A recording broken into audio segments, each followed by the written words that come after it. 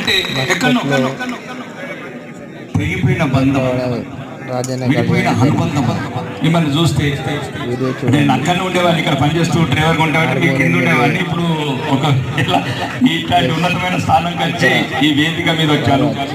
కానీ నిరంతరం నేను 30 సంవత్సరాల కింద పడ్డ బాధలు ఈరోజు అసెంబ్లీ గొంతులో వినిపిస్తున్నాను. ఎడారి కన్నీళ్లు, ఎండమావు లాంటి ఆశలు, ఎప్పుడు దేశం కోసమో తెలియదు. పోయినప్పుడల్లా మళ్ళీ తిరిగి వస్తాము. ఇక్కడికి వచ్చినప్పుడేమో దేశానికి పోవాలనుకుంటాము, దేశానికి పోతేనేమో మళ్ళీ ఇక్కడ రావాలనుకుంటాము. ఆ ప్రయాణం ఎడతెగని ప్రయాణం.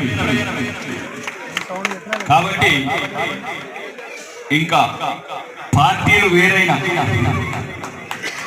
నన్ను ప్రాణం కన్నా ఎక్కువ ప్రేమించే నా ఆదిశీనన్న,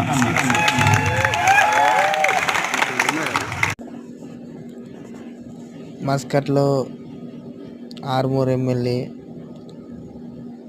వీళ్ళందరూ వచ్చి వేములవాడ కళ్యాణం జరిపించిన వీడియో చూడండి. సబ్స్క్రైబ్.